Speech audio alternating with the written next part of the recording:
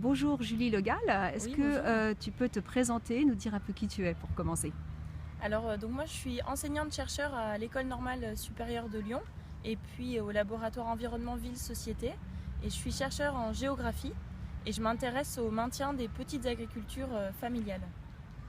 Et je travaille avec une équipe, alors notamment sur le projet que je vais présenter, avec une chercheure à Poitiers, Camille Hochdé, qui est enseignant-chercheur à l'université de Poitiers, et puis plusieurs chercheurs à l'université de Lyon, dont Luc Mercher, Hélène Mathian, et puis des collègues aussi enseignants dans le secondaire, Myriam Laval, Abdel Benechab, Céline Revel.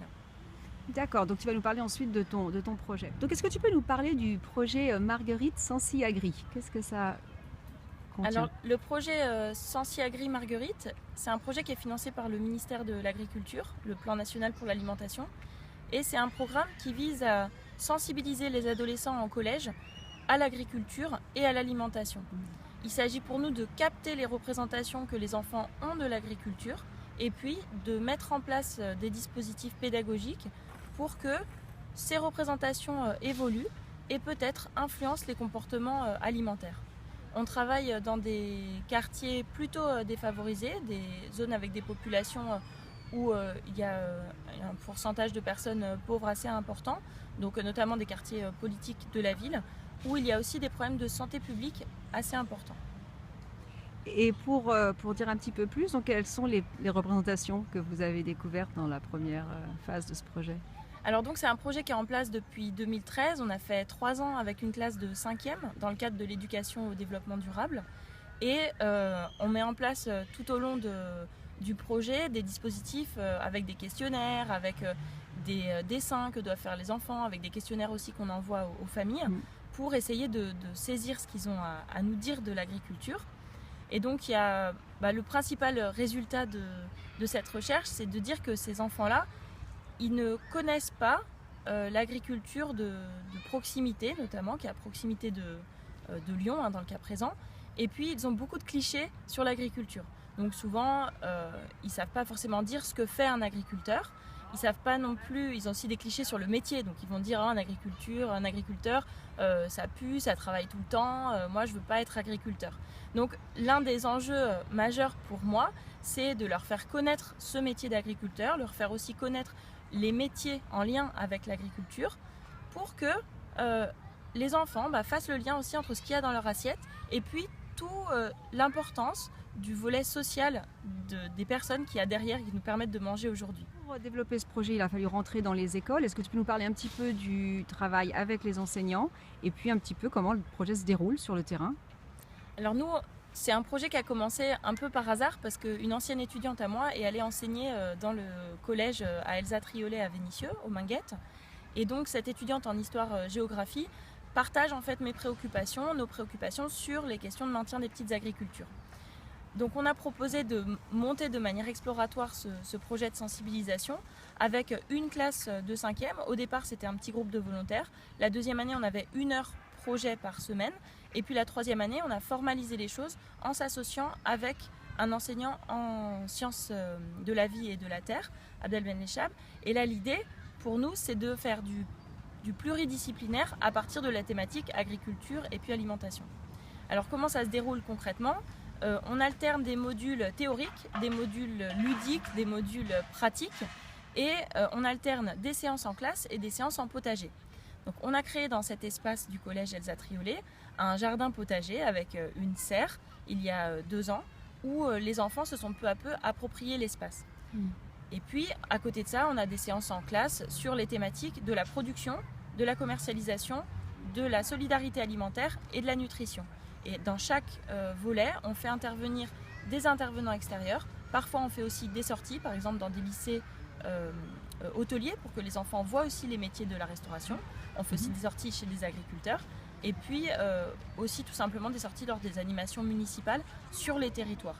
Donc ça, c'est dans le prolongement du projet. C'est qu'à partir du collège, on initie petit à petit un projet de territoire autour de l'agriculture et de l'alimentation, ou alors on se raccorde à un projet de territoire, donc sur la commune, à l'agriculture et à l'alimentation. Donc ça fait qu'on participe à la semaine du goût, mais aussi qu'on s'associe à la mairie de Vénissieux, qui elle est déjà bien impliquée sur les questions d'alimentation avec les écoles primaires.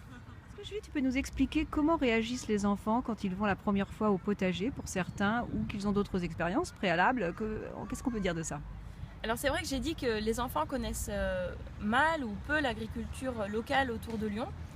Euh, Néanmoins, ce qui est très intéressant, c'est quand on leur demande est-ce qu'il y a un agriculteur dans ta famille ou est-ce que tu as déjà planté quelque chose dans ta vie, et bien là, on voit qu'ils réagissent totalement autrement.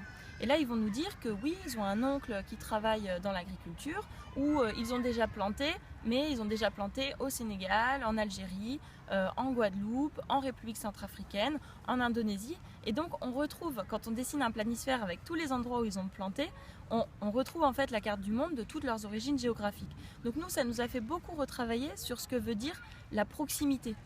Est-ce que c'est le local, c'est 80 km des circuits courts, ou est-ce que le local, c'est aussi une proximité sociale, personnelle et une sensibilité avec cette agriculture.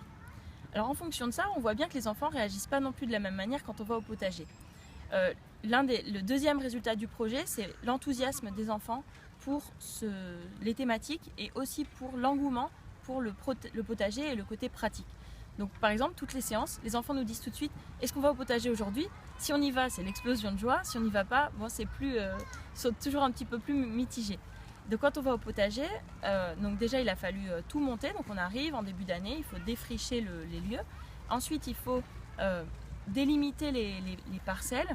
Et puis ensuite, on enchaîne avec le semis, on regarde pousser, on crée des pluviomètres pour voir l'évolution aussi de la pluie, de la pluviométrie.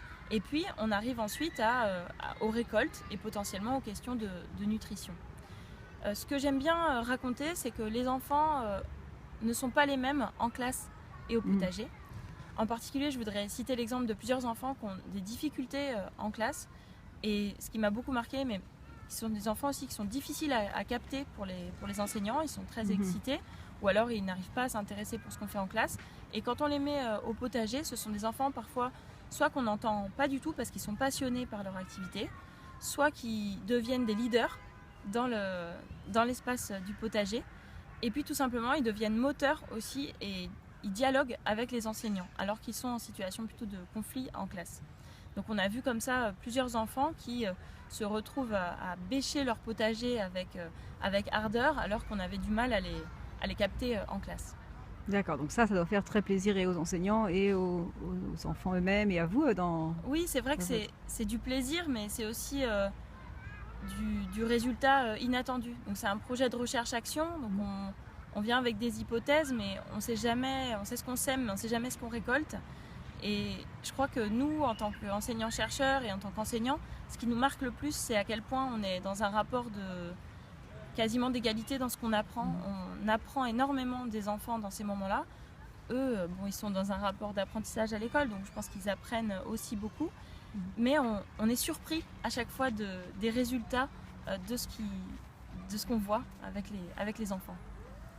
Donc tu viens nous parler un peu de l'aspect pédagogique et même humain. Est-ce qu'on peut parler aussi d'un aspect social? Il y a un aspect social, je crois, dans ton projet aussi, qui te tient à cœur. Oui, alors c'est vrai qu'on ne travaille pas dans n'importe quel quartier. Encore une fois, on travaille dans un quartier politique de la ville, avec des enfants qui ont parfois donc peu de contact avec ces agricultures, comparé à d'autres milieux sociaux, plutôt les CSP+, éduqués, qui elles ont davantage de contact avec l'agriculture biologique, avec toutes ces thématiques actuelles de développement durable qui nous occupent. Et donc, pour nous, aller travailler dans ces quartiers, c'est être dans une dynamique aussi de justice alimentaire, donc de s'assurer que l'ensemble des dispositifs de production, de commercialisation soient accessibles à tous et partagés par tous. Donc pour caricaturer, le mouvement de la justice alimentaire, il est né aux États-Unis, et c'est vrai qu'il constatait que tout le mouvement de l'Alternative Food Movement, il concernait finalement plutôt les populations blanches, pour reprendre la terminologie américaine, et laissait de côté une grande partie des populations noires et latino. Donc en France, on n'utilise pas les mêmes terminologies, mais l'idée c'est aussi de constater que sur les projets de jardins pédagogiques, de jardins partagés, sur les projets d'agriculture biologique, ce sont souvent les mêmes quartiers, les mêmes populations qui sont touchées. Et des projets comme la restauration collective, par exemple, permettent de raccorder ces territoires plus défavorisés à ces thématiques d'agriculture de qualité et d'agriculture locale. Mais néanmoins, souvent, ce sont des quartiers qui restent en marge de ces thématiques-là. Donc nous, il y a un vrai enjeu à travailler avec ces espaces-là et à reconnecter ces quartiers avec l'agriculture. Et on essaie de faire venir des agriculteurs dans ces quartiers-là et aussi de faire aller les enfants vers les agriculteurs de proximité. D'accord. Est-ce que tu peux nous raconter peut-être d'autres projets qui t'ont inspiré? Et je crois aussi que tu es allée au Brésil, qui a été une étape importante pour toi. Tu peux nous parler de ça? Oui, donc c'est vrai que ce type de projet pédagogique, ça existe en France, ça existe aux États-Unis aussi, en particulier pour les populations défavorisées, puis les enfants dans des situations de santé difficiles. Et il se trouve que je me suis aussi inspirée du Brésil où l'éducation populaire est très importante. Moi j'ai beaucoup travaillé en Amérique latine, plutôt en Argentine à l'origine, où je connaissais ce mouvement de l'éducation populaire et il est né plutôt au Brésil. Donc je suis allée regarder ce qui se passait au Brésil et là j'ai pu rencontrer à Curitiba et puis à Sao Paulo et à Rio des projets dans des favelas ou dans des milieux plus populaires qui intègrent cette dimension jardin et agriculture. En particulier, j'ai visité des écoles pour enfants handicapés et des écoles pour enfants autistes qui m'ont beaucoup inspirée parce que j'ai perçu aussi à quel point on pouvait utiliser les aspects thérapeutiques de l'agriculture et du jardin pour faire avancer les enfants sur leur chemin, sur leur progression personnelle. Et il y a aussi des jardins que j'ai visités dans des quartiers des favelas qui ont été utilisés pour lutter contre la violence. Et ça m'a aussi beaucoup plu pour voir comment dans les quartiers dans lesquels on travaille, on peut canaliser l'énergie des enfants à travers le potager. Très bien. Donc tu es très ouverte sur le monde. Oui, c'est vrai que on ne travaille jamais tout seul. Déjà, je suis ouverte sur les territoires. Pour moi, c'est important d'être dans une recherche qui est associée à des acteurs locaux, au monde de l'enseignement, aux parents, aux familles, aux enfants. Et puis, par ma formation, c'est vrai que j'aime bien regarder ce qui se passe ailleurs et je pense qu'on a tout à faire à regarder, surtout sur cette question des jardins qui est en train de décoller. On a intérêt à regarder ce qui se passe ailleurs pour s'inspirer. Et en conclusion, est-ce que tu peux nous raconter ce qui va se passer avec le projet à partir de maintenant? Alors avec le projet, j'ai envie de dire que ça commence. Donc on sort d'une phase d'expérimentation de 3 ans. Et là, on entre dans une phase de formalisation, donc avec l'aide du projet du ministère de l'Agriculture. Et l'objectif pour moi, c'est qu'à la fin de l'année scolaire, donc 2017, on arrive avec un kit pédagogique, un kit de formation et puis un kit de recherche qu'on puisse diffuser en dehors du collège et du lieu où ça s'est créé.